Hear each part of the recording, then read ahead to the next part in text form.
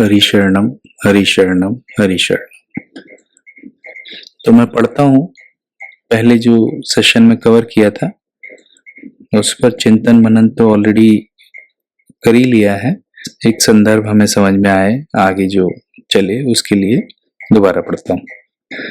शरीर आदि वस्तुओं को अपना मानकर जो कुछ भी किया जाता है उससे साधन का निर्माण नहीं होता, अपितु मिथ्या अभिमान ही शेष रहता है जो समस्त असाधनों का मूल है। असत का त्याग किए बिना किसी भी प्रकार असाधन का नाश तथा साधन की अभिव्यक्ति संभव नहीं है। मंगलमय विधान के अनुसार जिस किसी साधक की वस्तु योग्यता सामर्थ्य के रूप में जो कुछ मिला है वह वास्तव में व्यक्तिगत नहीं है। जो व्यक्तिगत नहीं है उसमें ममता करना अपना जाना हुआ असत है। इस जाने हुए असत के संग से ही अकर्तव्य की उत्पत्ति हुई। तो यहाँ तक हमने लिया था। फिर उसके बाद ममता के ऊपर एक मेडिटेटिव मोड में भी किया, क्योंकि इतना इम्पोर्टेंट है तो चाहे जैसे समझें, एक सेशन में, 2 सेशन में, 50 सेशन में समझना और उसको गहरा उतारना, उसके हिसाब से अपनी दृष्टि बनाना और उस व्यू से, उस एंगल से देखना, देखने में ही रूपांतरण होता है कि जब हम अपने दोषों को या जो प्रॉब्लम्स हैं उनको जस का तस देखते हैं तब हमें एक अलग ही ढंग से पूरे स्ट्रक्चर को हिलाने का सामर्थ्य मिलता है। फॉल्स स्ट्रक्चर है जो जिसमें हम फंस रहे हैं, बंध रहे हैं, दुखी हो रहे हैं, द्वंद, कंफ्यूजन, 50 टाइप की चीजों में फंसते हैं। पर जब क्लियरली हम देखते हैं और जो संतवाणी में, बुद्धवाणी में जो दृष्टि बताई है, जो जिस एंगल से देखना चाहिए वो देखना सीख जाए, तो ये एक ट्रांसफॉर्मेशन का बहुत बड़ा और बढ़िया सूत्र है कि हमें देखना आ जाए। बस मेन बात ये है। तो यहाँ पे हम किस पॉइंट को लेके डिस्कशन या चिंतन कर रहे हैं कि ममता को लेके। ममता यानी जो कुछ भी हमें मंगलमय विधान से धर्म के अनुसार मिला है, जो वस्तु, योग्यता, सामर्थ्य, वो पर्सनल नहीं है, वो व्यक्तिगत नहीं है। उसमें ममता करना, उसमें क्लिंगिंग करना, अटैच होना, उसमें अपना अधिकार जमाना, ये सब जाना हुआ असत है। मतलब बहुत गहरे लेवल की गलती है। अब शुरू में ही हम गलती करें और सोचे कि हमारा सॉल्यूशन सही आ जाए, हम सोचा विचारी करते रहें, प्रॉब्लम एनालाइज करते रहें, लेकिन मूल में यदि कहीं पकड़ है, इतनी बड़ी भूल है, तो हम कुछ भी सोचते रहें, जिंदगी भर चिंतन करते रहें और अपना कई किताबें भी लिख डालें और बहुत कुछ कर डालें, लेकिन यदि ममता गहराई से हमारी मिटी नहीं, हमारी मूल भूल ठीक नहीं हुई, ममता, कामना, तादात्म्य, कामना मतलब कुछ चाहिए, कुछ पाके ही मैं कुछ अपनी गरीबी मिटा पाऊंगा, किसी के द्वारा अप्रूवल लेके, भर के, चाहे अटेंशन के रूप में हो, चाहे वस्तु के रूप में हो, चाहे पावर के रूप में हो। तो ये जो भिखारीपन है, जो मांगने की अंदर टेंडेंसी है या जो कमी लगती है, भरा है कुछ कचरा, ठीक से ना तो हैंडल कर पाते हैं और उस कचरे को दबाने का प्रयास करते हैं और सोचते हैं कुछ और हो जाए, कुछ और इकट्ठा कर लूं तो शायद गरीबी मिट जाए। ये भीतर का दारिद्र्य जो है वो जो कामना से पैदा हो रहा है, ना कि कामना पूर्ति से कुछ इसका संबंध है। तो इसके 2 मेन विभाग हैं कि राग और द्वेष। राग मतलब अनुकूलता को चाहना और द्वेष मतलब जो भी प्रतिकूल है, उल्टा लगता है, चाहे द्वेष के रूप में हो, चाहे द्रोह के रूप में हो, चाहे ईर्ष्या के रूप में हो, चाहे क्रोध के रूप में हो, चाहे फ्रस्ट्रेशन के रूप में हो, द्वेष उसमें थोड़ा दुखमय रहती है। ये बस अंतर है। और तादाद में क्या हुआ? आइडेंटिफिकेशन। जब हम आइडेंटिफाई कर जाते हैं, जब उससे एकम एक हो जाते हैं, एक अलग ही आइडेंटिटी का निर्माण हो जाता है, उसको आइडेंटिफिकेशन कहते हैं।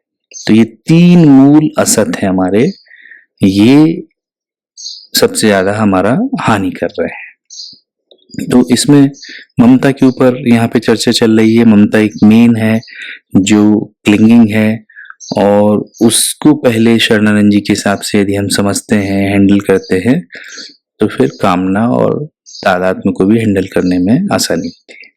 तो इसमें आगे बढ़ते हैं।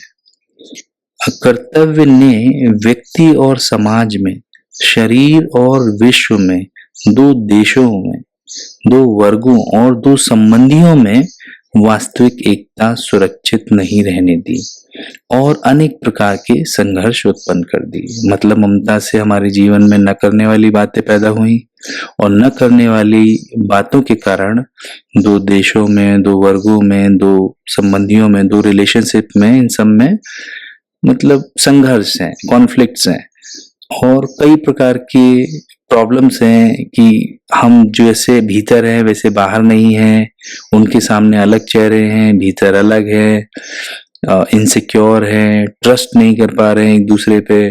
तो इस प्रकार के कई जो संघर्ष पैदा हो गए हैं, जिनका प्रॉब्लम ये हो सकता है कि हमें लगे बाहर है पर वो प्रॉब्लम भीतर है और वो ममता के कारण उपजी है हमारे अंदर। उसी के कारण कई विकार, कई इनसिक्योरिटीज और तरह तरह की कामनाएं और कॉम्पिटिशन, जेलेसी, ये सब हुए हैं। तो इससे संघर्ष हो रहा है और कई बार इन सब चीजों के बारे में हम कंफर्टेबल भी नहीं है एक्सप्रेस करने में।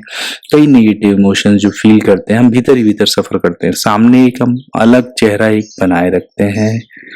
जो शो ऑफ बिजनेस है, जो एक्टिंग है, वो चलती रहती है। तो उससे क्या होता है कि हम इनके बारे में एक और उनका एक गांठ निर्माण कर लेते हैं कि लेके एक शेम, गिल्ट, मतलब कॉम्प्लिकेशंस बढ़ते जाते हैं। सॉल्यूशन की दिशा में गाड़ी नहीं बढ़ती है और नेगेटिविटीज कंपाइल करते रहते हैं। मिली हुई वस्तु को व्यक्तिगत मानते रहने पर किसी प्रकार भी अकर्तव्य का अंत संभव नहीं है। इस कारण कर्तव्यनिष्ठ साधक को मिली हुई वस्तु, सामर्थ्य तथा योग्यता की ममता का अंत करना अनिवार्य है। मतलब उसके प्रति जो हमारा ममत्व है, एक अपनापन है, उसका अधिकार भावना है, उसका अंत करना अनिवार्य है। वस्तु, योग्यता आदि की ममता का त्याग करने पर उनके सदुपयोग में कोई कठिनाई नहीं होती, अपितु उनका सदुपयोग सहज और स्वाभाविक हो जाता है। मतलब जैसे एक एग्जांपल लो कि कोई योग्यता है हमारे अंदर लेकिन हमें सही ढंग से पैसा नहीं मिल रहा है, तो हम वो योग्यता को निखारेंगे नहीं। क्यों? क्योंकि हम पैसे के गुलाम है ना। तो यदि पैसा नहीं मिला तो हम वो योग्यता का यूज नहीं करेंगे, तो वो योग्यता क्या होगी? जो चीज यूज नहीं करोगे लूज करोगे। तो धीरे धीरे यदि हम बस मनी सेंट्रिक हो जाएंगे या हमारा क्या फायदा है इसमें यही सोचते रहेंगे और उसका एक विस्तार ना हो, दूसरे के बारे में ना सोचें, सिर्फ और सिर्फ अपने बारे में ही सोचें, तो इस सेल्फिशनेस की वजह से, इस संकीर्णता की वजह से योग्यता का भी ठीक से विकास नहीं हो पाता है। हर चीज का एक विकास का क्रम होता है कि वो भी बढ़ती है जितना जितना उसका विस्तार हो। तो ये समष्टि की शक्तियां हैं, ये हमें थोड़े से रूप में मिली, किसी को बीज रूप में मिली, किसी को विकसित रूप में मिली थोड़ा बहुत।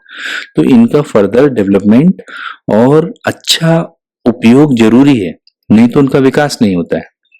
तो उस दृष्टि से कह रहे हैं कि वस्तु, योग्यता आदि की ममता का त्याग करने पर, मतलब छोड़ने पर, उनके सदुपयोग में कोई कठिनाई नहीं होती, बल्कि और अच्छे से होता है, सहज स्वाभाविक हो जाता है। ममता बनाए रखने से जो कुछ मिला है वह सदैव रहेगा, ये भी संभव नहीं है। ये भी बढ़िया बात है कि यदि ऐसा हम आसक्त रहें किसी चीज में, पकड़े रहें, जकड़े रहें, तो क्या वो हमारे हाथ में रहेगी? कोई हवा को, कोई जो बह रही है लगातार चीज, जीवन धारा है, इसको रोक सकता है? तो हम रोक भी नहीं सकते, संभव भी नहीं है। तो अब आप सोचें कि कितना ज्यादा ये हम लोगों से एक बेहोशी में मूर्खता हो रही है। इसीलिए बुद्धवाणी में तो विशेषकर सबसे पहले तो होश जगाने की बात आती है। पहले तो होश आए, समझें, देखें, जाने कि हो क्या रहा है हमारे साथ, क्या कर रहे हैं, क्या हो रहा है, हमारे मन में क्या चल रहा है, हमारे शरीर में क्या चल रहा है। तो पहले पता तो चले कि हम कहाँ कहाँ फंस रहे हैं। तो इस दृष्टि से देखो कि ममता का कुछ भी फायदा नहीं, जो असंभव चीज है वो हम ट्राई करते रहते हैं। साधक जिन वस्तु आदि में ममता करता है वे सदैव नहीं रहती, किंतु ममता का प्रभाव लोभ, मोह आदि विकारों के रूप में उसके हाथ लगता है, जिससे बेचारा साधक अनेक प्रकार के दोषों में आबद्ध हो जाता है। जीवन में मांग निर्दोषता की है, परंतु ममता ने उसकी अभिव्यक्ति नहीं होने दी। अतः प्रत्येक साधक को कर्तव्यनिष्ठ होने के लिए अपने जाने हुए असत का त्याग अनिवार्य है। ये बहुत ही सुंदर पॉइंट है, बड़ा ही समझने जैसा है। पहली चीज कि ये संभव नहीं है। क्या संभव नहीं है? आसक्ति बनाए रख के हम सोचे कि हम वस्तु सुरक्षित रख लेंगे, वस्तु का सुरक्षण कर लेंगे, वो हमेशा बनी रहेगी, ये हमारे हाथ में नहीं है। ममता बनाए रखने से जो कुछ मिला है वह सदैव नहीं रहेगा। तो यदि हम किसी भी वस्तु का ठेकेदार न बने और योग्यता का एक उससे पर्सनलाइजेशन नहीं करें कि योग्यता है, हमारे में कुछ स्किल्स हैं, एबिलिटीज है, उनको डेवलप तो करना है, पर उनसे अपनत्व तो ना हो, उनसे पर्सनलाइजेशन ना हो, तो उनसे जोड़ के हमारा अहम भी स्ट्रांग नहीं होगा और उनका उपयोग भी अच्छे से होता रहेगा और हमारी प्रायोरिटीज बहुत अच्छे से मेंटेन रहेंगी। तो इससे उनके सदुपयोग में कोई कठिनाई नहीं होगी। इससे हमारे डेवलपमेंट में, हमारी जो जीवन धारा है उसकी डेवलपमेंट भी बहुत नेचुरल ढंग से होती रहेगी और हमसे जिन जिन को लाभ होना चाहिए, जिस जिस प्रकार के होना चाहिए, जो हमारी कैपेसिटी में हो सकता है, वो भी होता रहेगा। और ऐसा चले तो हमारे मन में विकार संग्रहित नहीं होंगे और दुख धीरे धीरे नाश हो जाएगा। जैसे जैसे जितना जितना हिस्से में हमारे भीतर संस्कार खाली हो जाएंगे जो दुख देने वाले हैं, वैसी टेंडेंसीज, वैसी हैबिट्स डाई डाउन हो जाएंगी, अनकंडीशन हो जाएंगी, तो उतना उतना जीवन सुखी और शांत हो जाए। यहीं रुकते हैं। हरि शरणम, हरि शरणम, हरि शरणम।